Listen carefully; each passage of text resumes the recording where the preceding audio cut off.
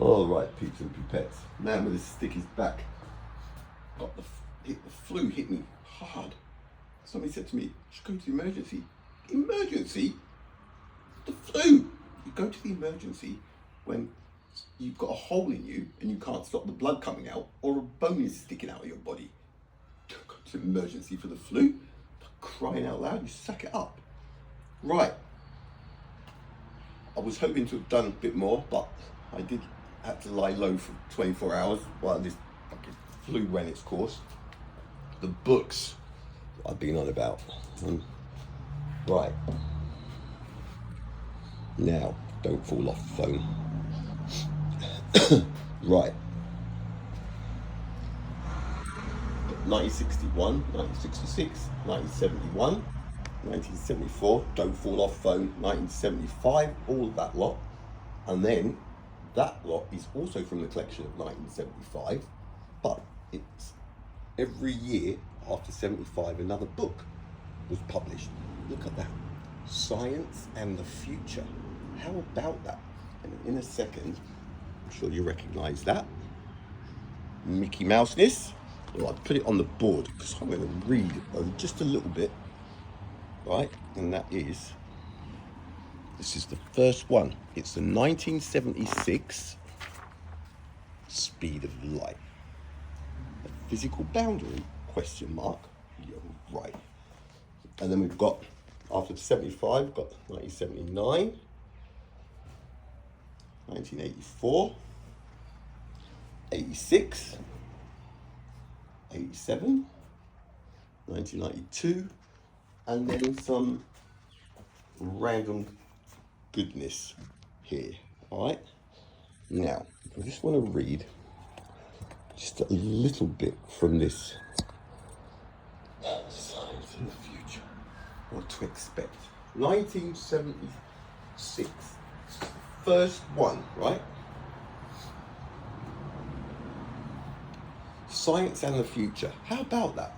Telling you what to expect in the future from 1975 to 1998, right? Now, the speed of light. A physical boundary, a physical Mickey Mouseness more like. Right. Measuring the speed of light. This is that diagram. I'm sure you all recognize it. Well, those speed of light aficionados, right? So it's up there on that board, right?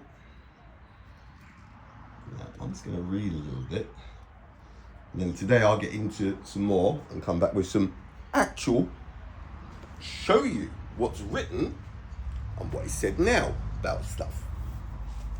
Right. Go to the emergency for the strongest generation. Right, measuring the speed of light. The classical 19th century method of measuring the speed of light is illustrated in figure 1.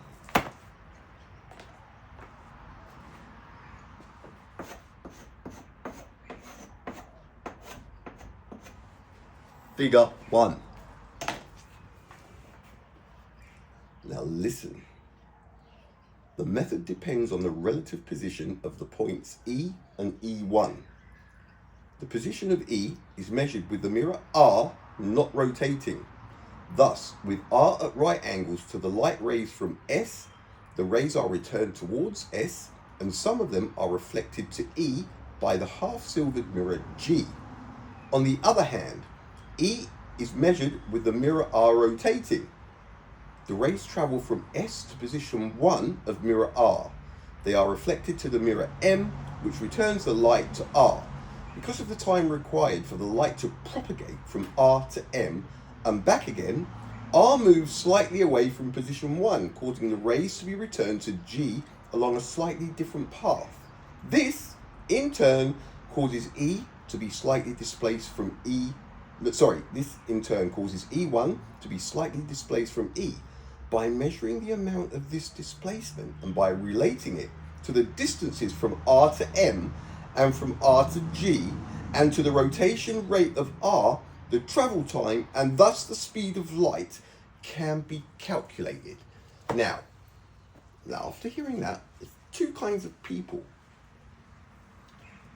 The majority will go, oh, I see, yeah, okay, cool. But a few others will go, what?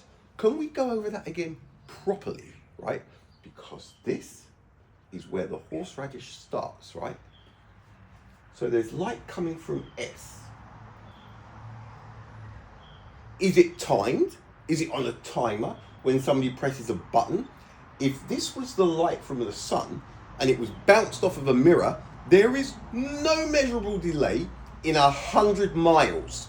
So what are we talking about here?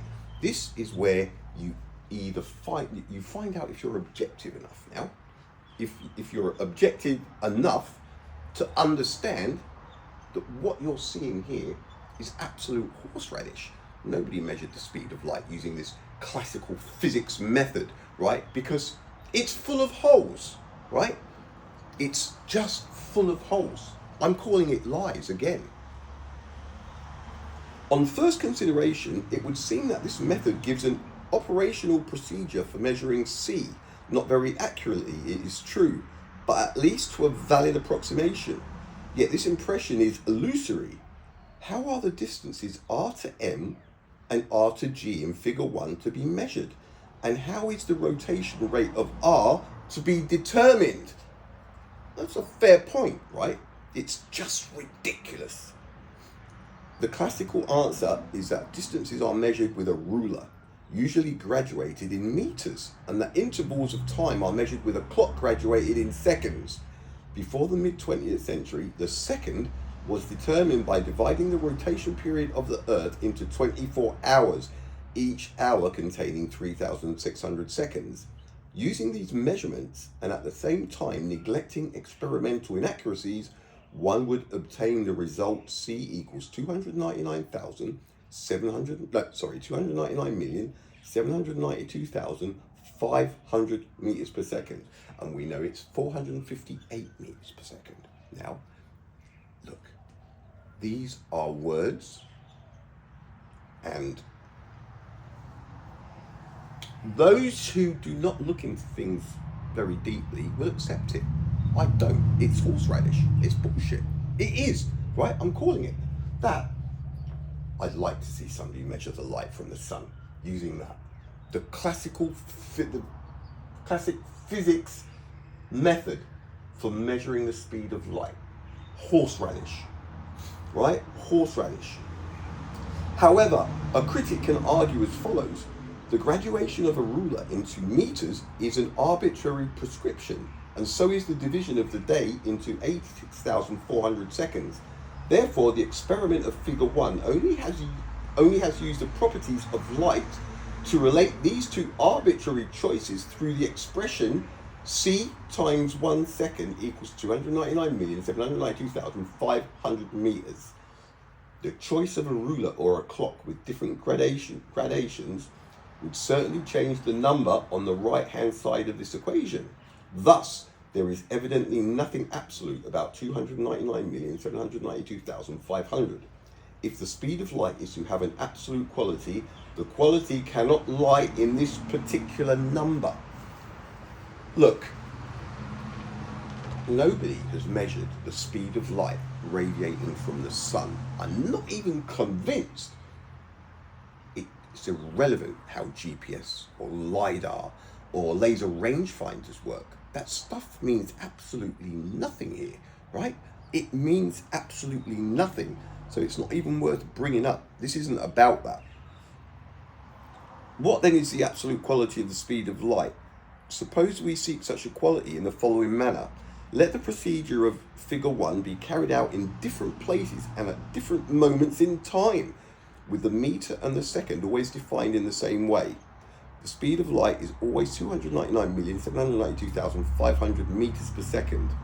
This proposition contains the germ of a useful idea, but the details remain open to criticism. For how can we be certain that the meter and the second really do remain the same? Are you hearing this, right? God, it's just rubbish, right? By imagining the same ruler and the same rotating Earth to be transported all over the universe, such transport is impossible, not only in practice but also in principle, for terrestrial pieces of material cannot be transported everywhere, not even in the abstract. Near a neutron star, the gravitational field is so strong that both the ruler and the Earth would collapse into a tiny smear of material. Of course, we could imagine regions of strong gravitation being avoided in the application of the above proposition, but such a position would be too weak to be worth pursuing. Listen, if you cannot see that nobody has measured the speed of light by spinning a mirror,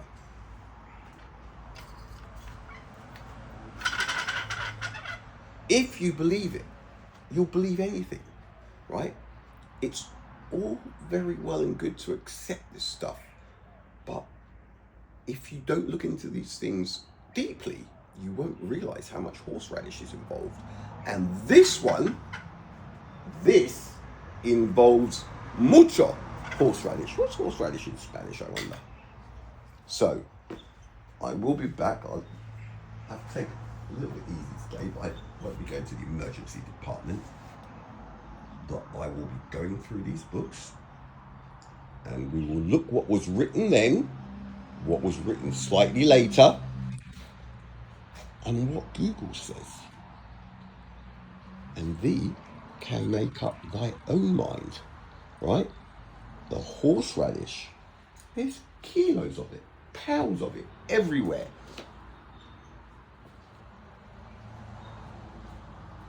This stuff here, when it's written down, something's written down in the 1966 about a certain person, right? It's full of lies. Same as the Egyptians. And those books saying that they built the pyramids. But somebody writes something about somebody in this 1966, and they decide to change it. And it changes in the 1986. There's 30 years worth here. Not all of them, obviously, but there's enough to get a picture. And then you go onto Google. And NASA have been working together since 2005. Believe you me. Believe you me. Horseradish, it's coming out of everywhere. But at least with these, even though they're lies, you can tell. Because if something is not in that one and they decide to add it to somebody's, I don't know, repertoire, somebody's knowledge and skills that they suddenly developed in the 1986, well, they weren't doing that in 1961 or 1975. How come there's no mention of it? They changed things like Newton making the prism. He invented the prism. All of these books here, not one of them mentions Newton inventing the prism. So why is it that Google says he invented the prism? He didn't invent the prism. There probably weren't even prisms in 1600s, the late 1600s. A precision piece of, it's a precision instrument, right? The prism, it's cut glass, precision, you've got light going through it. Honestly, guys, seriously, you need to start thinking about stuff.